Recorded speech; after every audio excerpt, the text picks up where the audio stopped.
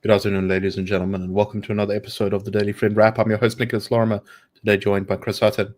Let's get into our first news story of today, and this comes from a News 24 expose on the city of Joburg, where News 24 claims that not only is City Power the city-owned entity which provides power services to Johannesburg, costing the city huge amounts of money, and to the point that it is making it financially unviable. The mayor has allegedly been aware of the perilous position, but has kept reports indicating how bad the situation is from the Joburg City Council and the public. According to the News 24 story, quote, City Power, wholly owned by Johannesburg, has been hampering the municipality's ability to provide services. Mayor Dado Morero has been aware of the perilous position, but has seemingly concealed the information.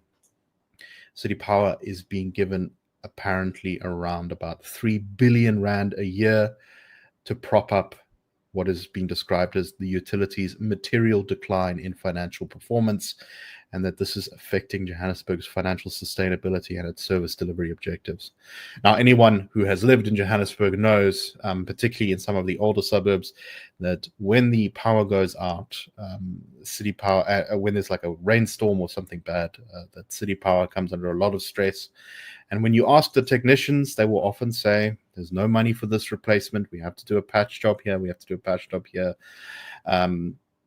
The situation in terms of service delivery in Johannesburg is at, I think, a bit of a crisis point. And this is a crisis that only seems to have been developing through the year. However, Chris, to me, what's really concerning here is that if it's true that the mayor is in fact, making the situation look better than it actually is, the city's crisis has only just begun. What are your thoughts on this story? So it's one thing if you as an individual or as a city, if you're approaching an iceberg, right? It's one thing if you can see it in the distance. Obviously, you can just see parts of it above the surface, and because you understand what icebergs are generally like, the majority thereof is underneath the surface. Now, what if you're just effectively driving on the ocean, if you're driving blind, that you don't know what is in the fog around the next corner? How do you prepare, if at all? Obviously, I'm not saying it's ideal to hit an iceberg, but to just have some information to plan accordingly, to make sure that emergency rafts are in place, that the process is in order, all that kind of thing. That's one thing. If you're just going to hit it blindly, what does that do to a city, to it in terms of the short term, but the long term viability, possibility of business investment, of shoring up your infrastructure, of attracting new investment, of attracting skilled individuals from other provinces and from around the world to come to your province and to your city? I mean, if this is true, I don't think the word dereliction of duty, the phrase, is strong enough. I mean, if you talk about violations of municipal laws, sort of good governance, the very basics of that kind of thing, your responsibility of holding that public office, and your responsibility to your citizens, to businesses, to ratepayers in your city, all of those things clearly then just fall by the wayside. Now, I know that this kind of challenge, I don't want to underestimate the size of this kind of thing that an entity like City Power faces just on its own, never mind Joburg Water and all the other various Johannesburg municipal entities. But you can't in any way start to deal with a problem if you pretend it doesn't exist, if you wish that reality is different from what it is. And for a person as senior as a mayor of a city in the province that is responsible for over 30% of South Africa's GDP, that does not bode well for the provinces or for the city's fortunes, I think. That's exactly right. And of course, as with so many of these issues, when you kind of begin to trace back the root causes of what has developed into these crises, you almost always find the same policy reasons over and over again. In this case, I think it would be very difficult to argue that the BE premiums on procurement, which drive up the cost of procurement, as well as cadre deployment, have not very specifically contributed to this crisis. The moment you start to put political favoritism and rewarding people for political loyalty over something like merit or competence, you begin to see just deterioration in the entire system. And that doesn't matter whether you're doing that at a technician level or at a management level. You will immediately see the misallocation of resources. And what happens? Well, residents get impacted, businesses get impacted, the poor get impacted. Sometimes people even die because the infrastructure is dangerous and could kill them, or maybe the infrastructure isn't rolled out in the first place and people have illegal connections. There are so many downstream effects of all of this, but if you trace them up to the root, you almost always find these overarching policy decisions as the root cause. All right, let's move on to our next story. And we talked a little bit about this yesterday, but there's now been this sort of pushback on DA Minister of Communications, Tsole Malatsi, who has drafted up new regulations which move towards reducing the burden on foreign companies who want to invest in South Africa's infrastructure.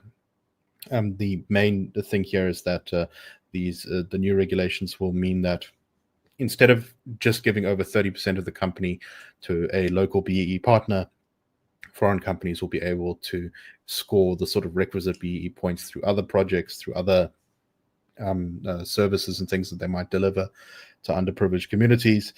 And this has provoked quite a lot of negative reaction from both the ANC in the communications portfolio and also from MK, who called the minister before Parliament to account for these regulatory changes.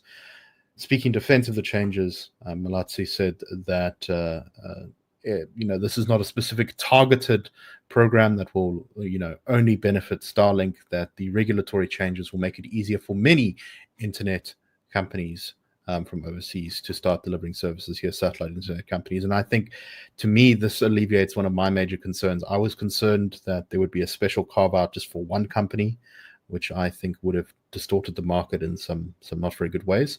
But I think that this is exactly right. When you create general rules that are better for business, that's definitely a step in the right direction. Chris, what's your thoughts on this? Yeah, I share your inclination. One ideally wants as little regulation as possible. Where there is regulation, you want it to be as transparent and evidence-based and fit for purpose as possible. These changes were already in the works before President Ramaphosa's meeting last week with US President Trump and all the associated discussion around it. So in terms of optics, it does look then like, oh, now it's being pushed through to make this sort of carve out. But for the minister, for his party, and I think for the GNU as a whole, and just South Africa's sort of investment case and viability, this kind of thing shouldn't be done just to make sort of special terms or a kind of special playing field for one company and then playing field for others. Also, if that sort of route is followed, if that is reality, the sort of resistance it creates and the impetus and evidence it gives to especially vested interests who are already going to and are pushing back hard against this. So telecommunications companies in South Africa who will, use different rhetoric to justify why they're pushing against it. But in fact, they will be concerned about competition, not only from Starlink, but from other companies then that come and operate in South Africa, not least of which, of course, Amazon, which is playing in a similar kind of technology and a similar kind of product that they are also in various stages of rolling out across the world. So, yeah, for real reform, I think, to take place in this particular sector, but also for the economy as a whole, you ideally need to make sure that it is as fit for purpose as possible. Otherwise, it is almost in a way going to undermine itself and just benefit sort of cronyist interests in a way. Yes, 100%.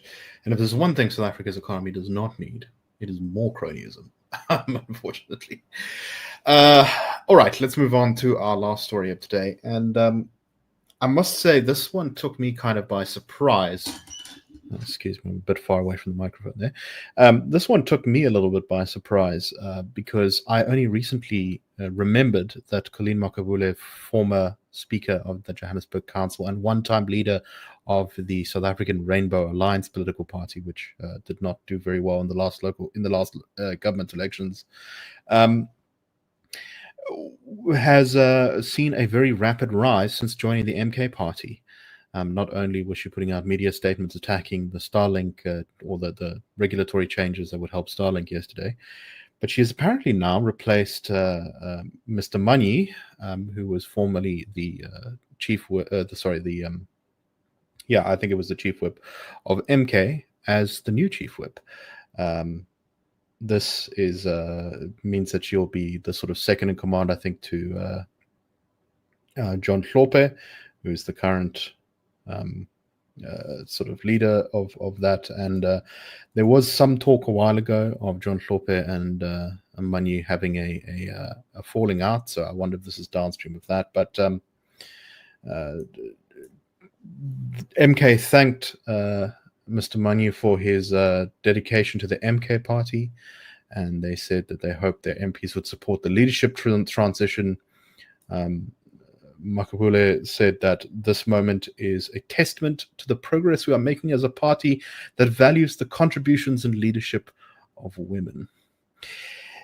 You know, there's this famous sort of quote from Winston Churchill, I think it was. I'm not sure if it was from him, but that's who I've heard it attributed to, that when looking at Soviet politics, it's like watching two cats fighting underneath a rug. You don't really know what's happening until one of them emerges victorious. The MK party feels a little bit like that right now. Do you think this means anything for how the party is developing internally? What are your thoughts on this? Yeah, I think if you try to look at it from an MK's future viability point of view, if it is just the case that it's already becoming entrenched, that you get ahead not by growing the party or what you do in terms of advancing its values and its vision, whatever that might be, and ideologically, of course, many people disagree with, but let's assume you're on board with all that. If this is the way in which individuals are gaining favor for themselves and gaining positions, that doesn't bode well for the future stability, number one, and just growth of the party. So, of course, did very well last year to come in third biggest in the elections. But it's one thing to start a party and another thing entirely to keep it around for a year or 5 or 10 even. I mean, we've got the local government elections next year. That requires serious boots on the ground, building of branch capacity, all that kind of thing. So it's one thing to have these individuals from a sort of national optics point of view, and you sort of collect this, you've got this collection of names and sort of recognition.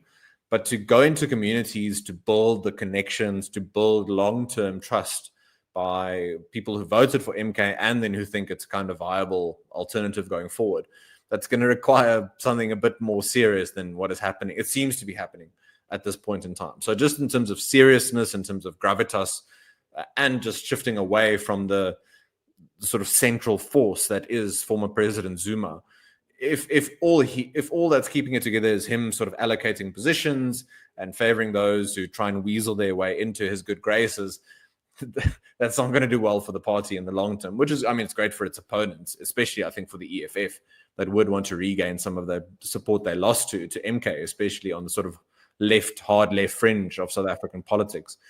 But yeah, overall, I don't think very good signs for MK, at least in the medium to long term. Yeah, no, I think the EFF is really trying to kind of regain its mojo now. You know, they've been down in the dumps, and they're using the fact that they were, you know, the focus of that White House meeting to try and claim that they are, in a sense, the true leaders of the far left revolution. And the implicit call there, I think, is that MK are just pretenders to the throne. Now, Malema says that this is, you know, restored the EFF to the front line of the fight against the imperialists or whatever.